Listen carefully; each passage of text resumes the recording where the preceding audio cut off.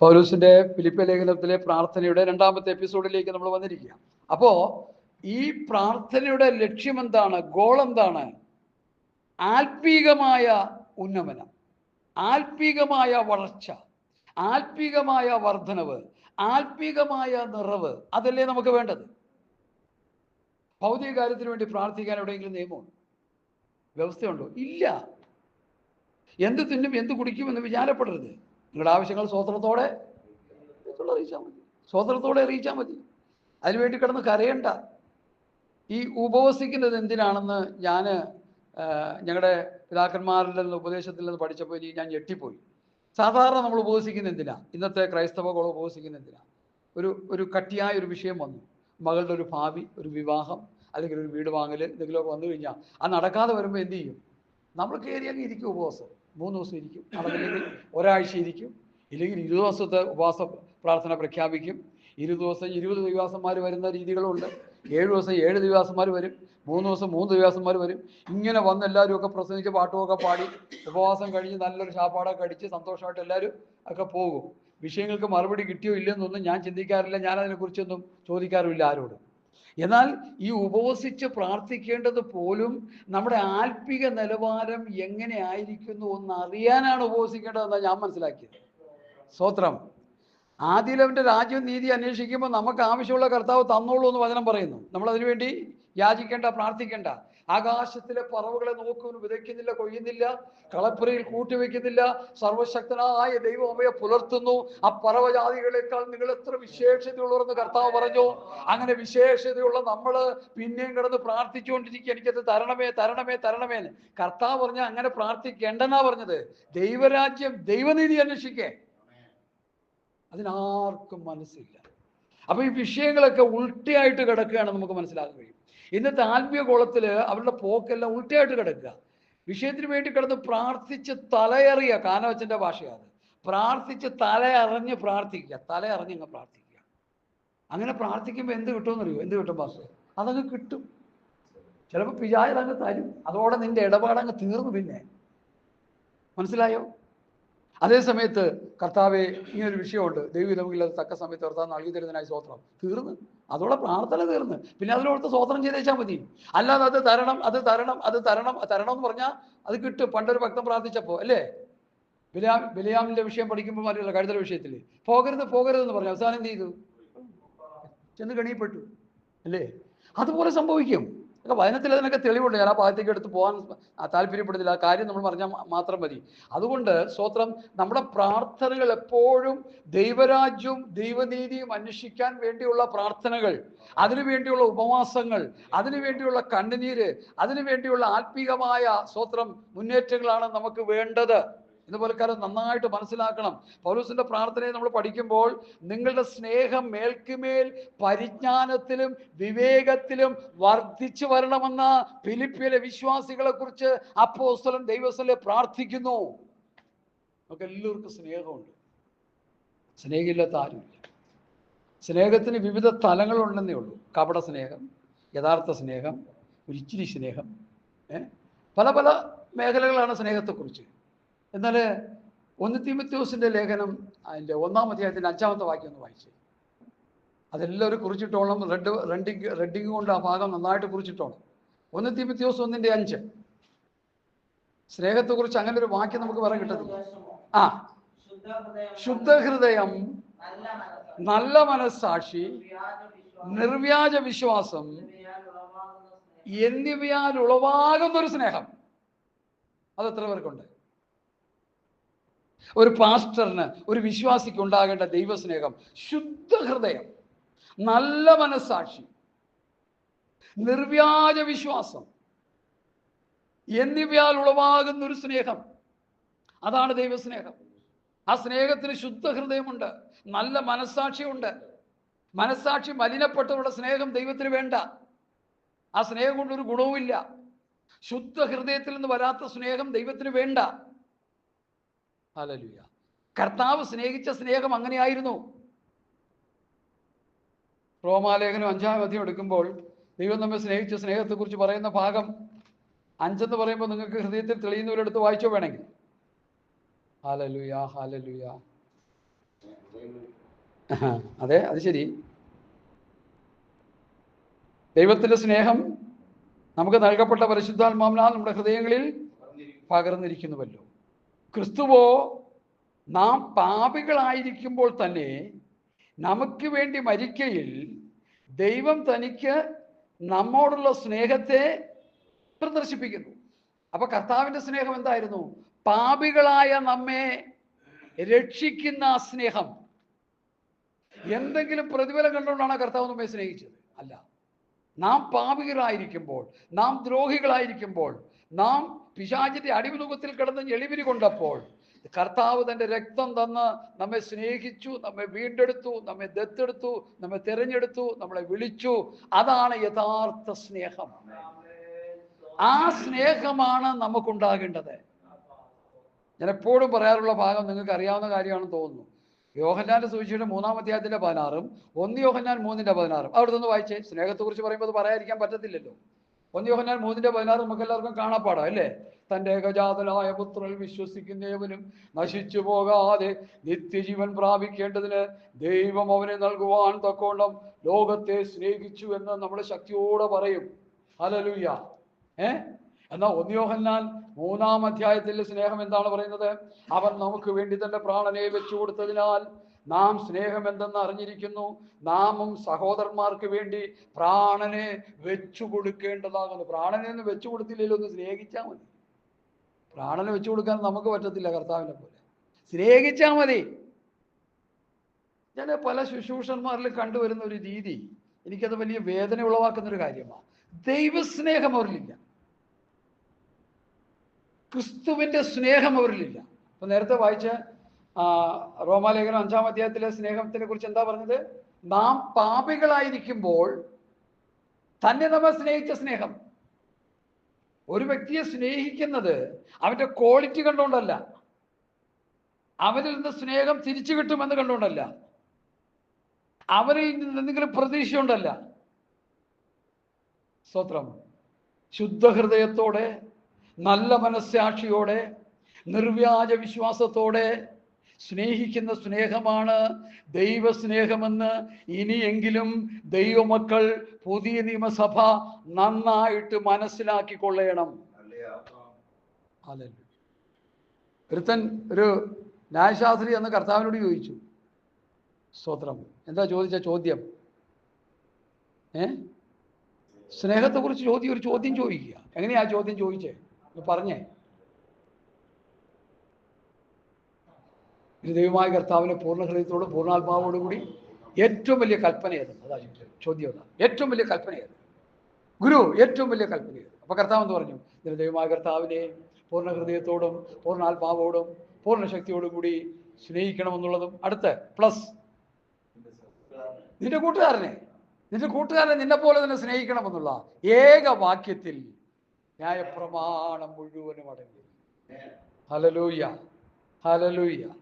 അതാ ഇവിടെ പൗലോസ് പ്രാർത്ഥിക്കുന്നുണ്ട്. സ്നേഹം മേൽക്കുമേൽ സകല പരിജ്ഞാനത്തിലും വിവേകത്തിലും വർദ്ധിച്ചു വരണം. ദൈവസ്നേഹം വർദ്ധിക്കണം. പെന്തക്കോ സമൂഹമേ, നമ്മളിലൂടെ ദൈവസ്നേഹം വർദ്ധിക്കണം, സഹോദര സ്നേഹം വർദ്ധിക്കണം, ഭാര്യഭർത്തൃ ബന്ധത്തിൽ സ്നേഹം വർദ്ധിക്കണം, വിശ്വാസികളും ശുശ്രൂഷന്മാരും തമ്മിലുള്ള സ്നേഹം വർദ്ധിക്കണം. ഇന്ന് അത് വല്ലതും ഉണ്ടോ? കോടതിക്കും കേസിനും വഴക്കിനും പോവുകയല്ലേ? അഭിപ്രായ വ്യത്യാസങ്ങൾ എല്ലാവർക്കും ഉണ്ടാകാം, ഏത് ഭക്തന്മാരുടെയും ജീവിതത്തിൽ ഉണ്ടാകാം.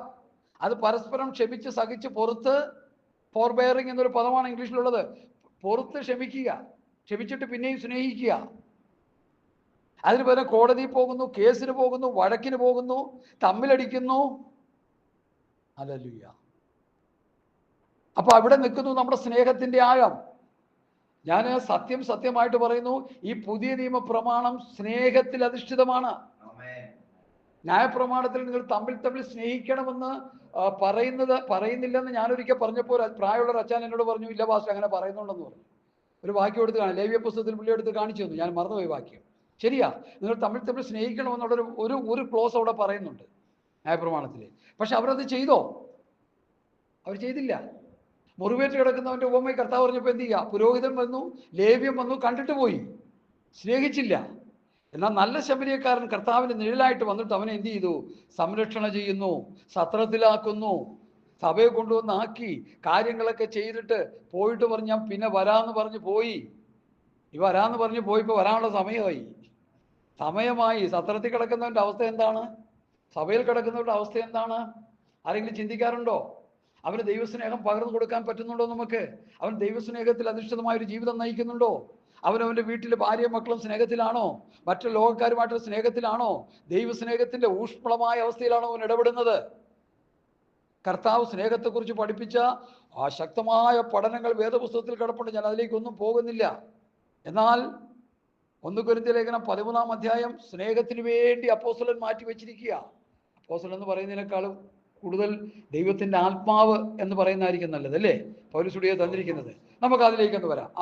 1 കൊരിന്ത്യർ ലേഖനം 13-ാം അധ്യായം നമുക്കറിയാവുന്ന കാര്യങ്ങളാണെങ്കിലും ഒന്ന് ഓർപ്പിച്ചുണർത്തുവാൻ വേണ്ടിയാണ് എൻ്റെ ഉള്ളിൽ പ്രേരണയുള്ളത്. ഒന്നെടുത്ത് വായിച്ചാട്ട്. 1 കൊരിന്ത്യർ ലേഖനം 13-ാം അധ്യായം. ഞാൻ മനുഷ്യരുടെയും ദൂതന്മാരുടെയും ഭാഷകളിൽ സംസാരിച്ചാലും എനിക്ക് സ്നേഹമില്ലായെങ്കിൽ ഞാൻ മുഴങ്ങുന്ന ചെമ്പോ ചിലമ്പുന്ന കൈത്താളമോ അത്രേ. അവിടെ നിൽക്കട്ടെ ഭാഷ. എന്താ ഈ മനുഷ്യരുടെയും ദൂതന്മാരുടെയും ഭാഷയിൽ സംസാരിക്കുന്നത്? അന്യഭാഷ. ഈ അന്യഭാഷ പറയുന്ന ഒരു ദൈവസ്നേഹം കാണുന്നില്ല. കഥിന പൊട്ടിക്കുന്ന പോലെയൊക്കെ അന്യഭാഷ പറയും. നമ്മൾ പേടിച്ചു പോയി. ചില കണ്ടിട്ടില്ല, ചില ഭാഷന്മാർ അടുത്തിരിക്കുന്നത് കണ്ടി നമ്മളിങ്ങനെ പ്രാർത്ഥിച്ചുകൊണ്ട് പുള്ളി ഭയങ്കര ബഹളത്തിൽ നമ്മൾ പേടിച്ചു. അയ്യോ, ഇത് ഭാഷ ആത്മാവിലായതാ. ദൈവസ്നേഹത്തിന്റെ ഒരു തുള്ളി പോലും കാണുന്നില്ല. എൻ്റെ അനുഭവത്തിലൂടെ ഞാൻ പറയുന്ന കാര്യങ്ങളായി പറയുന്നത്. നമ്മളാരും അത്ര അന്യഭാഷ പറയുന്നവരൊന്നും ഇവിടെ ഇല്ല. ഇവിടെയൊക്കെ ഒരു ലിമിറ്റേഷൻ ഉള്ളവരാണ്. നല്ല കാര്യമാണ്. പൗലോസ് പറഞ്ഞു, ഞാൻ എല്ലാക്കാരും കൂടുതൽ അന്യഭാഷ പറയുന്നത് എനിക്ക് ഞാൻ ഏറ്റവും കൂടുതൽ അന്യഭാഷ പറയുന്ന ആളാണ് കേട്ടോ. നിങ്ങൾ അങ്ങനെ വിചാരിക്കരുത്. എനിക്ക് എപ്പോഴും ഞാൻ അന്യഭാഷ പറയുന്ന ആളാണ്. വണ്ടിയിൽ ഇരുന്നപ്പോഴും അന്യഭാഷ പറഞ്ഞുകൊണ്ടാണ് വരുന്നത്, ബൈക്കിൽ പോകുമ്പോഴാണ് പറയുന്നത്, അങ്ങോട്ടും ഇങ്ങോട്ടും ഒക്കെ പോകുമ്പോഴല്ല അന്യഭാഷ ഞാൻ പറഞ്ഞുകൊണ്ട് പോകുന്ന ആളാണ്. അതുകൊണ്ട് ഈ സ്നേഹം കാത്തു സൂക്ഷിക്കാൻ ഞാൻ കൂടുതൽ നിർബന്ധിതനാണ്. നമ്മുടെ അന്യഭാഷയല്ല വേണ്ടത്, നമ്മൾ തമ്മിൽ സ്നേഹിക്കുക എന്നുള്ളതാണ്. കതിന പൊട്ടിക്കുന്ന പോലെ അന്യഭാഷ പറഞ്ഞ് ആരാധിക്കുന്നവരിൽ ദൈവസ്നേഹമില്ലെങ്കിൽ ആ സ്നേഹം വെറും എന്തെന്നാ പറഞ്ഞേക്കണേ? മുഴങ്ങുന്ന ചെമ്പോ ചിലമ്പുന്ന കൈത്താളമോ. അതിന്റെ അർത്ഥം എന്താ? ഇങ്ങനെ അടിച്ചാലേ ശബ്ദം കേൾക്കുള്ളൂ, ഇല്ലെങ്കിൽ ചത്തിരിക്കുക. ഇങ്ങനെ അടിക്കുമ്പോ ശബ്ദം, ഇല്ലെങ്കിലോ ചത്തിരിക്കുക. ഹല്ലേലൂയ.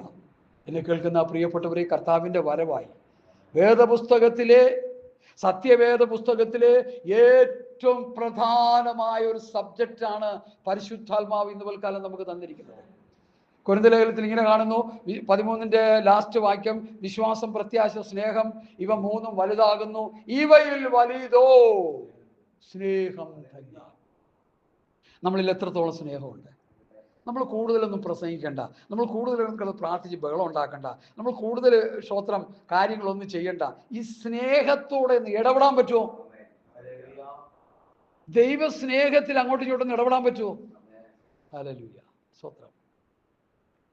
ആ സ്നേഹത്തെക്കുറിച്ച് പൗലോസ് പറയുന്ന വാക്യം എന്നോടൊരു ഹിന്ദുമാർക്ക് രക്ഷിക്കപ്പെട്ടൊരു സഹോദരൻ എന്നോട് പറഞ്ഞപ്പോൾ ഞാൻ എൻ്റെ തല താഴ്ത്തി കളഞ്ഞു. ഞാൻ തല അതേ എന്നോട് പറയുക, ഈ 13-ാം അധ്യായം മനസ്സിലാക്കി എത്ര പാസ്റ്റർമാർ വിശ്വാസികൾ ലോകത്തുണ്ടെന്ന് പുള്ളിയോട് ചോദിക്കുക. ഇപ്പം അദ്ദേഹം ബാംഗ്ലൂരിലുണ്ട്, മോളുടെ വീട്ടിലാണ്. ബ്രദർ ലാൽ എന്നാണ് പേര്. നല്ലൊരു സഹോദരൻ, ഞങ്ങൾ തമ്മിൽ വർഷങ്ങളായി പരിചയമുള്ളതാണ്. 13-ാം അധ്യായം 1 കൊരിന്ത്യർ ലേഖനം 13-ാം അധ്യായം വായിച്ച് പഠിച്ചവരും അത് ജീവിതത്തിൽ പ്രായോഗികമാക്കുന്ന വിശ്വാസികൾ, ശുശ്രൂഷകന്മാർ എത്ര പേരുണ്ടെന്ന് അദ്ദേഹം എന്നോട് ചോദിച്ചപ്പോൾ എൻ്റെ തല നിലത്ത് ഞാൻ മുട്ടിക്കാൻ ശ്രമിച്ചു. മുട്ടിയില്ല, വയറൊക്കെ ഉള്ളതുകൊണ്ട് മുട്ടിയില്ല. കാരണം അത്രത്തോളം ആഴമാണ് 13-ാം അധ്യായം.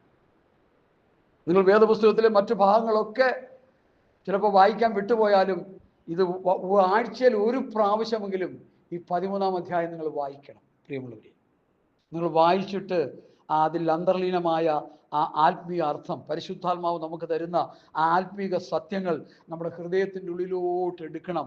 എന്നിട്ട് നമ്മൾ തമ്മിൽ സ്നേഹിക്കണം. കർത്താവ് തൻ്റെ ശിഷ്യന്മാരോട്, പലസ്തീൻ നാട്ടിലെ ശിഷ്യന്മാരോട്, അവർക്കുള്ള ഒരു പേര് പറയാമോ? പലസ്തീൻ നാട്ടിലെ ശിഷ്യന്മാർക്ക് ഒരു പേരുണ്ടായിരുന്നല്ലോ, എന്താ പേരെന്നറിയാം? അങ്ങനെയൊന്നും ഇടിമക്കൾ. ഒന്ന് പറഞ്ഞ് രണ്ടിന് എന്ത് ചെയ്യുക? വെച്ച് താങ്ങുകയൊരു. ഹല്ലേലൂയ. വഴക്കുണ്ടാക്കാൻ വളരെ മുൻപന്തിയില്ല ഈ മുക്കോ സഹോദരങ്ങൾ. കുമാരമായിട്ട് പറ. അവർ നമ്മൾ കുറച്ച് പറയല്ല, നല്ല സ്നേഹമുള്ളവരവർ. അപ്പം തന്നെ ഒന്ന് പറഞ്ഞ് രണ്ടിന് ഇടഞ്ഞു കഴിഞ്ഞാൽ എന്ത് പറ്റും? നമ്മുടെ കൂടെ ഉണ്ടായിരുന്നൊരു സഹോദരനുണ്ട്, ഒരു കൂട്ടുകാരോട് ഞാൻ നിന്നെ പങ്കായത്തിനടിക്കുമെന്ന് പറഞ്ഞു. ഞാൻ പറഞ്ഞു എന്താ പറഞ്ഞു? ഫ്രാൻസിസ് പങ്കായത്തിനടിക്കുമെന്നു. പുള്ളി എൻ്റെ അടുത്ത് വന്ന് പറയുക, പക്ഷെ എന്നെ എപ്പോഴും കളിയാക്കും, നീ പെന്തക്കോസ്താരൻ എന്ന് പറഞ്ഞ് കളിയാക്കും. അപ്പം ഞാൻ പറയാം അതിനെന്താ, ഇവിടെ അഭിമാനിക്കല്ലേ വേണ്ടതിൽ, അതിൽ അഭിമാനിക്കട്ടെ. ഞാൻ പെന്തക്കോസ് അനുഭവം പ്രാപിച്ചൊരു ദൈവവേദിയിലാണ്, ഞാൻ അഭിമാനിക്കട്ടെ. പല പ്രാവശ്യം എനിക്ക് കേട്ട് കഴിയുമ്പോൾ ഞാൻ നിന്നെ ഞാൻ പങ്കായത്തിനടിക്കുമെന്ന് പറഞ്ഞു. അത് പറഞ്ഞ് എന്നോട് പറയുക ഒരു നാണമില്ലാതെ. ഞാൻ പറഞ്ഞു മര്യാദയ്ക്ക് പോയി ആ സഹോദരനോട് നിരപ്രാപിക്കാൻ പറഞ്ഞു. അങ്ങനെ പറഞ്ഞ് ശാസിച്ചു, അവനോട് പോയി നിരപ്രാപിച്ചു. അത് സന്തോഷമാട്ടെ, നിരപ്രാപിച്ചു. കാരണം അങ്ങനെ പറയാൻ പാടില്ലല്ലോ. ഒരു എടുത്തുചാട്ടത്തിൽ പറഞ്ഞെങ്കിലും തിരുത്തിയപ്പോൾ തിരുത്തിയല്ലോ, അതെനിക്ക് വലിയ സന്തോഷമായി തീർന്നു. അപ്പം നമ്മുടെ ജീവിതത്തിൽ വരുന്ന തെറ്റുകളെ നമ്മൾ തിരുത്തിപ്പോണം. ദൈവസ്നേഹമാണ് ഏറ്റവും വലുത്. അതാ പൗലോസ് മലകളെ എന്താ പലിമന്നിന്റെ ഒന്ന് വായിച്ചേ, ഒന്നുകൂടി വായിച്ചേ. എനിക്ക് പ്രവചനപരമുണ്ടായിട്ടും സകല മർമ്മങ്ങളും സകല ജ്ഞാനവും ഗ്രഹിച്ചാലും മലകളെ നീക്കുവാൻ തക്കൊണ്ട് വിശ്വാസം ഉണ്ടായാലും സ്നേഹമില്ല എങ്കിൽ ഞാൻ ഏതുമില്ല. നിങ്ങളൊന്ന് മനസ്സിലാക്കി. ഇതിന് വലിയ പൊരുളൊന്നും തിരിക്കേണ്ട കാര്യമൊന്നുമില്ലല്ലോ. ഇതിന് പൊരുൾ തിരിക്കണോ ഭാഷേ? ഈ ഭാഷ തിരിക്കണോ? ഇത് അങ്ങനെ അങ്ങ് വായിച്ചാൽ പോരെ, പൊരുൾ തിരിക്കണ്ട. ഞാൻ മനുഷ്യരുടെയും ദൂതന്മാരുടെയും ഭാഷകളിൽ സംസാരിച്ചാലും എനിക്ക് സ്നേഹമില്ലെങ്കിൽ ഞാൻ മുടങ്ങുന്ന ചെമ്പോ ചിലമ്പുന്ന കൈത്താളം അത്രേ. എനിക്ക് പ്രവചനപരമുണ്ടായി സകല മർമ്മങ്ങളും സകല ജ്ഞാനവും ഗ്രഹിച്ചാലും മലകളെ നീക്കുവാൻ അതുകൊണ്ട് വിശ്വാസം ഉണ്ടായാലും സ്നേഹമില്ലെങ്കിൽ ഏതുമില്ല. വട്ടപൂജ്യമാണ് നമ്മൾ മനസ്സിലാക്കണം. ഹല്ലേലൂയ, സ്തോത്രം. ദൈവസ്നേഹമാണ് ഏറ്റവും വലുത്. വിശ്വാസം, പ്രത്യാശ, സ്നേഹം, ഇവ മൂന്നും വലിയതാകുന്നു. ഇവയിൽ വലിയതോ സ്നേഹം തന്നെ. കർത്താവ് പലസ്തീൻ നാട്ടിൽ തമ്മിൽ തല്ലുന്ന ശിഷ്യന്മാരോട് പറഞ്ഞു, നിങ്ങൾ തമ്മിൽ സ്നേഹിച്ചാൽ ശിഷ്യന്മാരെന്ന് അങ്ങനെ വാക്യം കൃത്യമായിട്ട് പറയണം. അരയും മുറിയായിട്ട് പറഞ്ഞാൽ നമുക്ക് ശരിയല്ല. നിങ്ങൾ തമ്മിൽ സ്നേഹിച്ചാൽ നിങ്ങൾ എൻ്റെ ശിഷ്യന്മാരെന്ന് ലോകം പറയും. നമ്മളിപ്പോൾ മൈക്ക് വെച്ച് വെട്ടി സംസാരിച്ചുകൊണ്ടിരിക്കുക. എന്താണ്, ഞങ്ങൾ പെന്തക്കോസ്തുകാരാണ്, രക്ഷിക്കപ്പെടണം, അതുകൊണ്ട് ഒരു പ്രയോജനമില്ല. നമ്മളിലുള്ള സ്നേഹം അത് പറയാനുള്ള കാര്യം, ഡോക്ടർ മുരളീധരനെ കുറിച്ച് നിങ്ങൾ എല്ലാവരും കേട്ട് കാണുമ്പോൾ ഏറ്റവും അനുഗ്രഹീതനായ ഒരു ദൈവദാസനാണ്. കേരളക്കരയ്ക്ക് ദൈവം സമ്മാനിച്ച ഒരു ദൈവദാസൻ. അദ്ദേഹം ഗോസ്പൽ ഇൻ ആക്ഷൻ ഫെലോഷിപ്പിൻ്റെ ഒരു നേതൃത്വ നിലയിൽ ഇരിപ്പുണ്ട്. അദ്ദേഹം എനിക്ക് ഏറ്റവും ഇഷ്ടമുള്ള ദൈവദാസന്മാരിൽ ഒരാളാണ് ഡോക്ടർ മുരളീധരൻ. നല്ല സ്നേഹമുള്ള അദ്ദേഹത്തിൻ്റെ സാക്ഷ്യത്തിൽ ഞാൻ കേട്ടത് ഇങ്ങനെയാണ്. എന്നോട് ആരും സുവിശേഷം പറഞ്ഞില്ല, എന്നോട് ആൾ ഉപദേശങ്ങളൊന്നും പറഞ്ഞില്ല. ഞാൻ താമസിക്കുന്ന വീട്ടിൻ്റെ അടുത്ത് ഒരു പ്രാർത്ഥനാ ഗ്രൂപ്പ് ഉണ്ടായിരുന്നു. അവിടെ ഒരു 10-30 സഹോദരന്മാർ, കൂടുതൽ സഹോദരന്മാരാണ്. പുള്ളി അങ്ങനെ പറഞ്ഞത്. അവർ വരുന്നു, പ്രാർത്ഥിക്കുന്നു. അങ്ങോട്ടും ഇങ്ങോട്ട് പോകാൻ നേരത്ത് അവരുടെ ഇടപെടൽ, അവരുടെ സ്നേഹം. പുള്ളി ഇത് സസൂക്ഷ്മം. പുള്ളി കൊല്ലം ബെൻസിഗർ ഹോസ്പിറ്റലിലെ സർജനാണ്, ഡോക്ടറാണ്, മെയിൻ ഡോക്ടറാണ്. നല്ല പൊസിഷനിൽ ഇരിക്കുന്ന സമയമാണ്. പുള്ളിയുടെ വീട്ടിൻ്റെ അടുത്തുള്ള ഈ പ്രയർ ഗ്രൂപ്പിനെ പുള്ളി സസൂക്ഷ്മം വീക്ഷിച്ചു. ഇവർ തമ്മിലുള്ള സ്നേഹം, ഇവർ തമ്മിലുള്ള ഇടപെടൽ, ഇവർ തമ്മിൽ ഒരുമിച്ച് പോകുന്നത്, അവരുടെ ചിരിയും സംസാരങ്ങളും എല്ലാം പുള്ളി വാച്ച് ചെയ്തപ്പോൾ പുള്ളിക്ക് മനസ്സിലായി, ഞാനൊരു ബ്രാഹ്മണ സഹോദരനായി കിടന്ന് വിഗ്രഹത്തെ ആരാധിച്ച് നയിച്ചുകൊണ്ടിരിക്കുക. ഇവിടെ ഇതാ ഒരു ഗ്രൂപ്പ് തമ്മിൽ സന്തോഷിക്കുന്നു, സ്നേഹിക്കുന്നു, പ്രാർത്ഥിക്കുന്നു, പാടുന്നു, ആരാധിക്കുന്നു, വചനങ്ങളൊക്കെ പറയുന്നു. ഇതെന്താ, ഇവരിൽ എന്താ പ്രത്യേകത? പിന്നെ പുള്ളി അത് അറിയാനായിട്ട് അങ്ങനെ ശ്രമിച്ചു. അങ്ങനെ ശ്രമിച്ചു കഴിഞ്ഞപ്പോൾ പുള്ളി ആ പൂണിയിലോട്ടങ്ങായി. അതാണ് കർത്താവ് പറഞ്ഞത്, നിങ്ങൾ തമ്മിൽ സ്നേഹിച്ചാൽ നിങ്ങൾ എൻ്റെ ശിഷ്യന്മാരെന്ന് ലോകമറിയും. എൻ്റെ ശിഷ്യന്മാരെന്ന് ലോകം അറിയാൻ ഒരൊറ്റ വഴിയേ ഉള്ളൂ. മൈക്ക് കെട്ടി പ്രസംഗിക്കേണ്ടെന്നല്ല ഞാൻ പറയുന്നത്. നമുക്ക് വേണം, സുവിശേഷ പ്രസംഗം വേണം, കൺവെൻഷൻ വേണം, ഉപവാസ പ്രാർത്ഥന വേണം, എല്ലാം വേണം. ഈ സ്നേഹം വിട്ടിട്ടുള്ള പ്രസംഗങ്ങളോ പ്രവർത്തനങ്ങൾക്കോ കാശിന് വിലയില്ലെന്ന് ദൈവസഭ, ദൈവമക്കൾ മനസ്സിലാക്കുക. ഈ 2026 പ്രാരംഭ മാസങ്ങളിൽ ദൈവത്തിന്റെ പരിശുദ്ധാത്മാവ് എന്നോട് സംസാരിക്കുന്നു, നിങ്ങളോട് സംസാരിക്കുന്നു. അതേ, ദൈവസ്നേഹം വടിഞ്ഞൊഴുകുന്ന, കവിഞ്ഞൊഴുകുന്ന ഒരു വ്യക്തിയായി ഞാനും നിങ്ങളും തീരണം, പ്രിയമുള്ളവരെ. ഫിലിപ്പിയ ലേഖനത്തിൽ പൗലോസ് പറയുന്നു, നിങ്ങളുടെ സ്നേഹം മേൽക്കുമേൽ പരിജ്ഞാനത്തിലും വിവേകത്തിലും അത് വർദ്ധിച്ചു വരണം. ബാങ്കിലൊക്കെ കൊണ്ടുവന്ന് കാശിട്ടിട്ട് എടുക്കാൻ നേരത്തെ എന്ത് ചെയ്യും? കുറച്ച് അങ്ങ് എടുക്കും. എടുത്തു കഴിഞ്ഞിട്ട് പോവാം, നമ്മളില്ല, സ്ലിപ്പ് വേണം, ബാക്കി എത്ര എണ്ണം അറിയാം. എടുത്തത് കുറഞ്ഞ് എത്രയുണ്ട് ബാക്കിയുണ്ടെന്ന് അറിയാനല്ലേ ചെയ്യുന്നുള്ളൂ. നമ്മളെല്ലാവരും ചെയ്യുന്ന കാര്യങ്ങളാണ്. കാശുണ്ടെങ്കിൽ അങ്ങനെ ചെയ്യും. എന്നാൽ സ്നേഹം വർദ്ധിക്കുന്ന കാര്യം ചിന്തിക്കാറുണ്ടോ? 2025 സ്നേഹമല്ല നമുക്ക് വേണ്ടത്, 26 കൂടുതൽ സ്നേഹം വേണം. ഈ ദൈവസ്നേഹം നമ്മളിൽ വന്നു കഴിയുമ്പോൾ ദൈവകൃപ നമ്മളിൽ വർദ്ധിക്കും. ഹല്ലേലൂയ. നമ്മളിലൊരു ആത്മശക്തി നമ്മളിൽ വർദ്ധിക്കും. ഈ ആത്മശക്തിയും ദൈവകൃപയും വർദ്ധിക്കാതിരിക്കുന്നതിന്റെ കാരണം ഊഷ്മളമായ ദൈവസ്നേഹം നമ്മളിൽ ഇല്ല.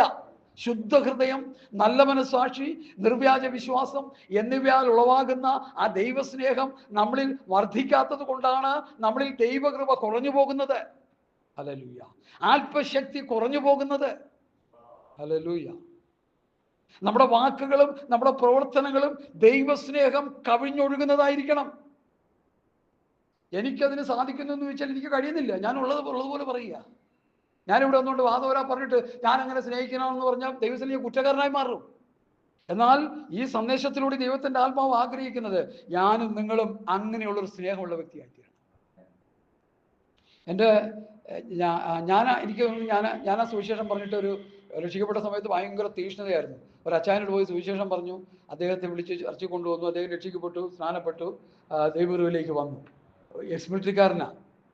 ഒരു ഐലൻഡിൽ, വില്ലിംഗ്ടൺ ഐലൻഡിലെ വാർഫ് എന്ന് പറയും, ഈ കപ്പലുകൾക്ക് എണ്ണ അടിച്ചു കൊടുക്കുന്ന വാർഫ് എന്ന് പറയും. അതിനൊരു കപ്പലിന്, ഒരു കുഞ്ഞു കപ്പൽ പോലെ ഉണ്ട്, അതിലെ വാച്ച്മാനാണ് പുള്ളി, രാത്രിയിൽ ജോലി ചെയ്യുന്നത്. ഞങ്ങൾ പോയി സുവിശേഷം പറഞ്ഞ ഒരു സഹോദരൻ കൂടെ ഒക്കെ പോയി പറഞ്ഞു, അല്ലെങ്കിൽ പുള്ളിയെ വിളിച്ചു ചർച്ചയ്ക്ക് കൊണ്ടുപോയി രക്ഷിക്കപ്പെട്ടു ഒക്കെ കഴിച്ചു. പക്ഷെ പുള്ളിയുടെ ആ സ്വഭാവത്തിനൊരു മാറ്റം വന്നില്ല. പുള്ളി സുവിശേഷ പ്രവർത്തനത്തിന് പോകും, ട്രാക്ടറൊക്കെ ആയിട്ട് ഇങ്ങനെ പോകും. പോയി കഴിയാൻ നേരത്തെ ഇങ്ങനെ കൊടുത്തു കഴിഞ്ഞിട്ട് ട്രാക്ടർ വാങ്ങിയില്ലെങ്കിൽ പറയും നിനക്കിത് വേണ്ടല്ലേ, എനിക്കിത് ഞാനിത് തന്ന ഈ വചനം നിനക്ക് വേണ്ടല്ലേ. അത് ശരി, അത് പറയും അന്ന തന്നേരം എന്ന് പറയും. കാരണം രണ്ടാമത് ചിലപ്പോൾ അടിയായിരിക്കും വരുന്നതെന്ന് അറിയത്തില്ല. അതാണ് നമ്മുടെ പ്രവർത്തന ശൈലി. അതേസമയത്ത് ഒന്ന് പുഞ്ചിരിച്ച് ഒന്ന് സ്നേഹിച്ചുകൊണ്ട് സൗര ഒന്ന് വായിച്ചു നോക്കണേ. അപ്പോൾ അവർ ഇതെന്താ പറയും, ഒന്ന് വായിച്ചു നോക്കണേ. അല്ല, ഇതിലൊരു പ്രത്യേക വിഷയമുണ്ട്, ദൈവസ്നേഹത്തെക്കുറിച്ച് പറയുന്ന ഒരു വിഷയമാണ്, ഒന്ന് വായിച്ചു നോക്കണേ. അവൻ ഏത് ശൗര്യമുള്ളവനാണെങ്കിലും പറയും എടാ എന്താ ഒന്ന് വായിച്ചു കളയാം അല്ലേ. മറ്റത് എനിക്കിത് വേണ്ടെന്ന് പറഞ്ഞപ്പോൾ എനിക്ക് വേണ്ട കൊണ്ടുപോടുമെന്ന് പറഞ്ഞാൽ തീർന്നില്ലേ, പ്രശ്നം തീർന്നില്ലേ.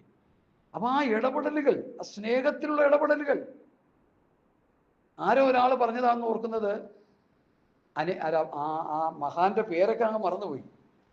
അനേകര് പല പല ആശയങ്ങൾ സ്ഥാപിച്ചത്, ഇപ്പം ഇസ്ലാം മതത്തെക്കുറിച്ച് പറഞ്ഞാൽ ഈ മുഹമ്മദ് നബി ആ തത്വം സ്ഥാപിച്ചത് വാളെടുത്താണ്, ഇല്ല നമുക്ക് പറയാൻ പറ്റില്ല.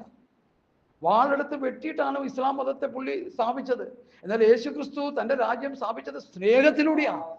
സ്വത്രം ദൈവ സ്നേഹത്തിൽ അധിഷ്ഠിതമായാണ് കർത്താവ് തൻ്റെ രാജ്യം സ്ഥാപിച്ചത്. മനുഷ്യനെ സ്നേഹിച്ചുകൊണ്ടാണ് ദൈവം കർത്താവ് ഈ ലോകത്തിലേക്ക് ഇറങ്ങി വന്നത്. തൻ്റെ ഏകജാതനായ പുത്രൻ വിശ്വസിക്കുന്ന ഇവനെ നശിച്ചു പോകാതെ നിത്യജീവൻ പ്രാപിക്കേണ്ടതിന് ദൈവം അവനെ നൽകുവാൻ തൊക്കൊണ്ട് ലോകത്തെ സ്നേഹിച്ചു. ലോകത്തെ സ്നേഹിച്ചുകൊണ്ടാണ് തൻ്റെ പുത്രനെ നമുക്ക് തന്നത്. ഞാനൊന്ന് ചോദിക്കട്ടെ, അതിൻ്റെ ആക്ഷരിക വാച്യാർത്ഥത്തിൽ ആ വിഷയം നമുക്കൊന്ന് പഠിക്കാം. നമ്മുടെ കുഞ്ഞുങ്ങളെ നമ്മൾ ആരെങ്കിലും ബലി കൊടുക്കും? ആരെങ്കിലും കൊടുക്കില്ല. ആ പരിപാടി വേണ്ട. കൊച്ചിനെ തന്നുള്ള പരിപാടിയൊന്നും വേണ്ട. കൊച്ചിനെ പോറലേപ്പിക്കാൻ നമ്മൾ സമ്മതിക്കത്തില്ല. അപ്പൊ ദൈവം എന്താ ചെയ്തത്? തൻ്റെ പുത്രനെ നൽകി നമ്മളെ സ്നേഹിച്ചു. അതാ ദൈവസ്നേഹത്തിന്റെ ആധിക്യമാണ് കാൽവറി ക്രൂശിൽ കാണുന്നത്. കാൽവറി ക്രൂശിലെ സ്നേഹമേ, എന്നെ വീണ്ടെടുത്ത മകൾ സ്നേഹമേ, പൊന്നുമാറോടണച്ചിടും സ്നേഹമേ, എൻ്റെ കണ്ണീർ തുടച്ചിടും സ്നേഹമേ. ഈ പാട്ടുകൾ കേട്ട് ഞാനൊരു ദിവസം കരഞ്ഞുപോയി. അവർ ആണ്ടൃതി യോഗത്തിന് തിരുവനന്തപുരത്ത് ഇന്നേക്ക് വർഷങ്ങൾക്ക് മുമ്പ്, ഒരു 4 നൂറ്റാണ്ടിന് മുമ്പാണെങ്കിൽ അതിൽ കൂടുതലാവുമെങ്കിലേ ഉള്ളൂ, ഒരു ആണ്ടൃതി യോഗത്തിന് ഇങ്ങനെ എല്ലാവരും ഇരുന്ന് പ്രാർത്ഥിച്ചിൻ്റെ കൂട്ടത്തിൽ സാക്ഷി പറയാനായിട്ട് അവസരം കൊടുത്തു. കഴിഞ്ഞ നാളുകൾ ചെയ്തു പോയ തെറ്റുകുറ്റങ്ങളൊക്കെ ഏറ്റു പറഞ്ഞ് പ്രാർത്ഥിക്കാനായിട്ടൊക്കെ സാക്ഷി പറയാനായിട്ട് അവസരം പാസ്റ്റർ കൊടുത്തു കഴിഞ്ഞപ്പോൾ നല്ലൊരു പാസ്റ്ററായിരുന്നു, ലൂക്കോസ് എന്ന് പറഞ്ഞൊരു പാസ്റ്റർ. ഇപ്പോഴും ഞാൻ ഓർക്കും അദ്ദേഹത്തെ. അദ്ദേഹം ഇങ്ങനെ ശക്തിയോടെ വചനം പറയുന്നൊരു ദിവദാസനാണ്. അപ്പോൾ പറഞ്ഞ് എല്ലാവരും എഴുന്നേറ്റ് പ്രാർത്ഥിച്ചോ, ശുദ്ധീകരണം പ്രാപിച്ചോ, പുതുവർഷത്തിലേക്ക് കയറിയാൻ പോകുന്നു. അപ്പോൾ ഒരു കൃഷിപ്പണിക്കാരനായ ഒരു സഹോദരൻ എഴുന്നേറ്റ്, ഞാൻ അവിടെ ഇരിപ്പുണ്ടപ്പോൾ അദ്ദേഹം എഴുന്നേറ്റ് ഇങ്ങനെ ഈ പാട്ട് പാടി സാക്ഷ്യം പറയുക. എന്നിട്ട് പറഞ്ഞു, കഴിഞ്ഞ വർഷം മുഴുവൻ കർത്താവിനെ അത്ഭുതമായിട്ട് നടത്തി, ഞാൻ ബസ്സിൽ കയറിയാൽ കാശ് കൊടുക്കത്തില്ല. കൊടുക്കാനില്ല വാസേ. ഹോട്ടലിൽ കയറിയാൽ 5 ദോശ നിന്നിട്ട് 2 തിന്നെന്ന് പറയും. ഞാൻ എല്ലാവരെയും പറ്റിച്ച് എല്ലാവരെയും കളിപ്പിച്ചാണ് ഞാൻ ജീവിച്ചത്, എൻ്റെ നിവൃത്തിയോട് കൊണ്ട് ഞാൻ ചെയ്തു പോയതാണ്, കർത്താവ് അതെല്ലാം അറിയും, എന്നോട് ക്ഷമിക്കുക. അത് കണ്ടപ്പോൾ തന്നെ നമ്മുടെ ഹൃദയം തകർന്നുപോയി. കാരണം ആ മനുഷ്യൻ്റെ പ്രാർത്ഥന ദൈവം കേട്ടു, അദ്ദേഹത്തെ ശുദ്ധീകരിച്ച ദൈവം, നീ തന്നെ ഞാൻ വിശ്വസിക്കുന്നു. അപ്പോൾ പാടിയ പാട്ടാണ് കാൽവരി ക്രൂശിലെ സ്നേഹമേ. നമ്മെ സ്നേഹിച്ച സ്നേഹം എത്ര വലുതാണ് ദൈവമക്കളെ. ഹല്ലേലൂയ. അങ്ങനെ നമ്മളെ സ്നേഹിച്ചെങ്കിൽ അതാ കർത്താവ് പറഞ്ഞു, നിങ്ങൾ തമ്മിൽ തമ്മിൽ സ്നേഹിക്കണം. യോഹന്നാന്റെ ലേഖനത്തിൽ ഒരു പ്രത്യേക കൊട്ടേഷൻ കർത്താവ് കൊടുക്കുന്നത് നിങ്ങൾ ശ്രദ്ധിച്ചാണോ എന്നറിയില്ലോ. ഞാൻ നിങ്ങൾക്ക് പുതിയൊരു കൽപ്പന തരുന്നു എന്ന് പറയാം. എടുത്തട്ടെ, ലേഖനം എടുത്താട്ടെ, യോഹന്നാന്റെ ലേഖനം ഒന്ന് എടുത്താട്ടെ എല്ലാവരും. ദൈവസ്നേഹത്തെ കുറിച്ചാണ് ഇന്ന് നമ്മുടെ സബ്ജക്റ്റ്. യോഹന്നാന്റെ 1-ാം ലേഖനം, അതില് യോഹന്നാൻ അപ്പോസ്തലൻ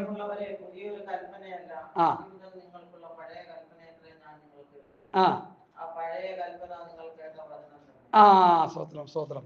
ഇനി അതിന്റെ 2-ാം അധ്യായത്തിന്റെ 24-ാമത്തെ വാക്യം വായിച്ചോട്ടോ മാമേ. നിങ്ങൾ ആദ്യം മുതൽ കേട്ടത് നിങ്ങളിൽ വസിക്കട്ടെ. ആദ്യം മുതൽ കേട്ടത് നിങ്ങളിൽ വസിക്കുന്നുവെങ്കിൽ നിങ്ങൾ പുത്രനിലും പിതാവിലും വസിക്കുന്നു. ആദ്യം മുതൽ കേട്ടത് എന്താ ഈ ആദ്യം മുതൽ കേട്ടത്? ആ 3-ാം അധ്യായത്തിന്റെ 11-ാം വാക്യം. ഇതെല്ലാം കൂടി ലിങ്ക് ചെയ്ത് പഠിക്കണം, എന്നാലും മനസ്സിലാവുള്ളൂ. 3:13 വായിച്ചേ. 1 യോഹന്നാൻ 3:13. സോറി 11 13 അല്ല 11.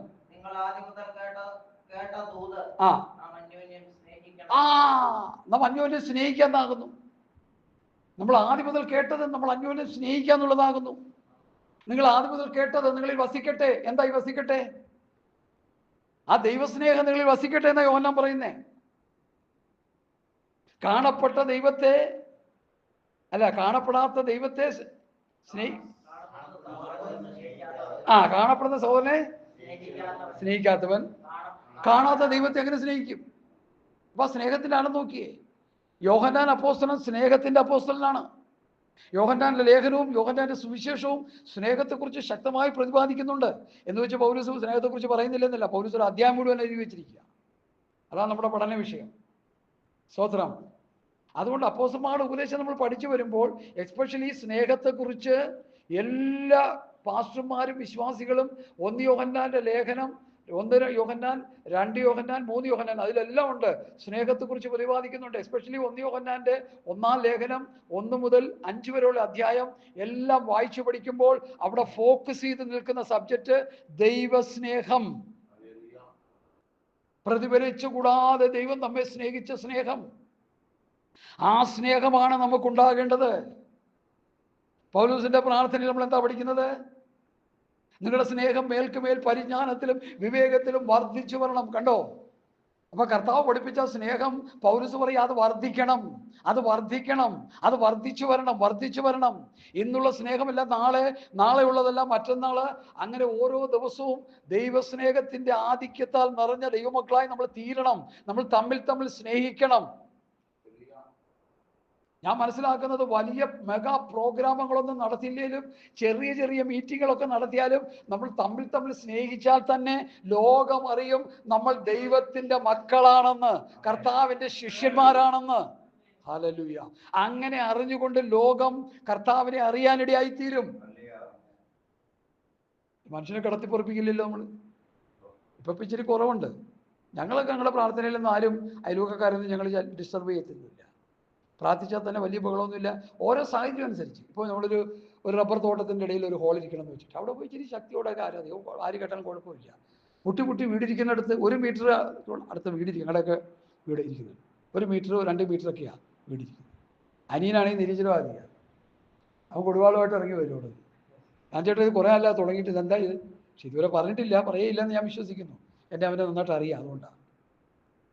എന്നാൽ ഈ ലോകത്തുള്ള പാസ്റ്റർമാരിൽ നല്ലൊരു ശതമാനം ഉടായിപ്പാണെന്ന് നമ്മൾ നന്നായിട്ട് അറിയാം. ഞങ്ങൾ എവിടെയെങ്കിലും പോകാൻ നേരത്ത് ഈ പാസ്റ്റർമാരുടെ ട്രോൾ അടിക്കുന്നത് വെച്ച് എന്നെ കേൾപ്പിക്കും. പക്ഷെ എന്നെക്കുറിച്ച് അവനറിയാം, നന്നായിട്ട് അറിയാം. ഞാൻ അങ്ങനെയുള്ള ആളല്ലെന്ന് അവനറിയാം. സാക്ഷ്യമുണ്ട്. അതുകൊണ്ട് കർത്താവിൻ്റെ മഹാകൃപയാൽ ഞാൻ പറയാം.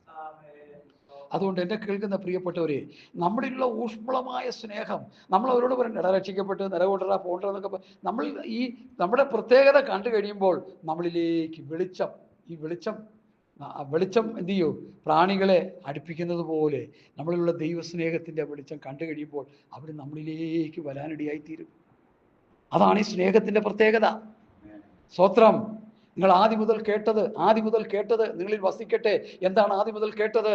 നിങ്ങൾ തമ്മിൽ സ്നേഹിക്കണമെന്നുള്ളത് തന്നെ. സഹോദരനെ പകയ്ക്കുന്നവൻ കൊലപാതകനാകുന്നു. ഇന്ന് ആത്മീയ കോളത്തിലുള്ളതാണ് പക, വിദ്വേഷം. ഒരുമിച്ചൊരു കൂട്ടായ്മയിലുള്ളവർ, ഒരുമിച്ച് ആത്മീയ പ്രവർത്തനങ്ങൾക്ക് പോകുന്നവർ തമ്മിൽ സ്നേഹത്തിൻ്റെ കുറവുകളുണ്ട്, ഐക്യത കുറവുകളുണ്ട്. അതുകൊണ്ട് സംഭവിക്കുന്നത് എന്താണെന്ന് ചോദിച്ചാൽ, മറ്റുള്ളവർ നമ്മളിലേക്ക് ആകർഷിക്കപ്പെടുന്നില്ല. നമ്മുടെ വചനം കേട്ടിട്ട് മറ്റുള്ളവർ നമ്മളിലേക്ക് വരുന്നില്ല, നമ്മളെ ശ്രദ്ധിക്കുന്നില്ല.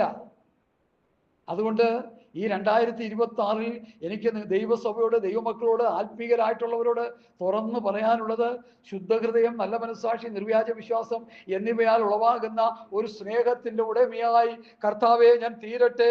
അതിനായിട്ട് എന്നെ സഹായിക്കണമേ. തമ്മിൽ സ്നേഹിക്കുവാനുള്ള കൃപ എനിക്ക് തരണമേ. അതിനുള്ള ആത്മശക്തി എനിക്ക് തരണമേ.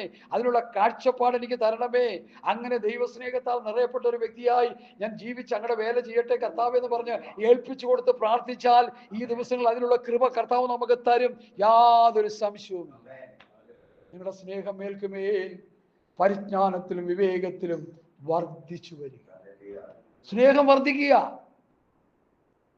നമ്മളിലുള്ള ആത്മീക അനുഭവങ്ങൾ വർദ്ധിക്കുക. എൻ്റെ വീട്ടിൻ്റെ അടുത്ത് ഒരു പ്രായമുള്ള ഒരു ആൻറ്റിയാണ്. എന്നെക്കാൾ ഇച്ചിരി 1-2 വയസ്സ് കൂടെ പ്രായമുണ്ട്. അസുഖമായിട്ട് കൊണ്ടുപോയി ഹോസ്പിറ്റലിൽ കൊണ്ടുപോയി, ലിസി ഹോസ്പിറ്റലിൽ കൊണ്ടുപോയി. പെട്ടെന്നൊരു നെഞ്ചുവേനയും ശ്വാസം പൊട്ടിലൊക്കെ വന്ന് അങ്ങോട്ട് കൊണ്ടുപോയി. ഞാൻ വൈഫിനെ അറിഞ്ഞപ്പോൾ തൊട്ട് ദൈവമേ സൗഖ്യം കൊടുക്കണമെന്ന് പ്രാർത്ഥിച്ചു. ഇന്നലെ എനിക്കൊരു സ്വസ്ഥതയില്ല. ഞാൻ വിളിച്ചിട്ട് പറഞ്ഞു, എന്നാ ഡിസ്ചാർജ് ചെയ്യുന്നത്? അറിയില്ല. ഡിസ്ചാർജ് ചെയ്യുമ്പോൾ അറിയിച്ചാൽ മതി, ഞാൻ വന്ന് കൊണ്ടുപോകണം. എനിക്ക് അത്രയെങ്കിലും ചെയ്യാൻ പറ്റും. ഞാൻ വന്നിട്ട് ലിസി ഹോസ്പിറ്റലിൽ നിന്ന് വണ്ട് വീട്ടിൽ കൊണ്ടുപോകും. നമുക്കൊത്തിരി ബുദ്ധിമുട്ടുകളുണ്ട്, സമയക്കുറവുകളുണ്ട്, പല സാങ്കേതിക തടസ്സങ്ങളുണ്ട്. എങ്കിലും ഒന്നറിഞ്ഞോട്ടെ അവരില്ല നമ്മളിലുള്ള ഒരു പ്രത്യേകത. ഹോസ്പിറ്റലിൽ നിന്ന് കൊണ്ടുവന്ന്, കാരണം സാമ്പത്തിക കാറും കാര്യങ്ങളൊന്നും ഇല്ലാത്തവരാണ്, ഒരു നോർമൽ ലൈഫ് നയിക്കുന്നവരാണ്. അപ്പോൾ ഹോസ്പിറ്റലിൽ നിന്ന് ഞാൻ കൊണ്ടുവന്ന് വീട്ടിൽ കൊണ്ടുപോകും. എനിക്ക് അത്രയെങ്കിലും ചെയ്യാൻ പറ്റുമല്ലോ, അതെങ്കിലും ഒരു ചെറുപറിൽ അനക്കാൻ. എൻ്റെ ഉള്ളിലുള്ള ചിന്ത അതായിരുന്നു. ഞാൻ പറയാമെന്ന് പറഞ്ഞു. ഇന്ന് ഡിസ്ചാർജ് ചെയ്തില്ല, ചിലപ്പോൾ നാളെ ഒരു ദിവസങ്ങളൊക്കെ ആയിരിക്കും. സ്തോത്രം. ഞാനത് ചെയ്തില്ലെങ്കിൽ പോലും പറയാൻ ബാധ്യസ്ഥനല്ലേ? പറഞ്ഞാൽ അതുപോലെ ചെയ്യണം. ഞാൻ തീർച്ചയായിട്ടും ചെയ്യുകയും ചെയ്യും. നാളെ ഫ്രീ ഒക്കെ ആണെങ്കിൽ നാളെ കഴിഞ്ഞ ദിവസങ്ങളിൽ ഞാൻ പോയിട്ട് ഡിസ്ചാർജ് ആയിക്കഴിഞ്ഞാൽ അറിയിച്ചു കഴിഞ്ഞാൽ അപ്പം തന്നെ പോയി കൊണ്ടുവരികയും ചെയ്യും. ഒരു 5 കിലോമീറ്റർ ദൂരമേ ഉള്ളൂ ഞങ്ങൾക്ക് അവിടെ നിന്ന്, 6-7 കിലോമീറ്റർ ദൂരമേ ഉള്ളൂ. അത് കുഴപ്പമില്ല. അതിൽ ട്രാഫിക് ജാം എന്നുള്ളൊരു പ്രശ്നം മാത്രമേ ഉള്ളൂ. എന്നാലും സാരമില്ല. ഒരു രോഗിയായ ഒരു ആൻറ്റിയെ അവരുടെ ഹോസ്പിറ്റലിൽ നിന്ന് വീട്ടിൽ കൊണ്ടുവന്നാക്കാന്ന് പറഞ്ഞാൽ വലിയ കാര്യമാണ്. അവരെ സംബന്ധിച്ച് വലിയ കാര്യമാണ്. ഒരു കത്തോലിക്കലാണ്. എന്നിട്ട് 2 വചനം പറഞ്ഞാൽ അവർ കേൾക്കും. സ്തോത്രം.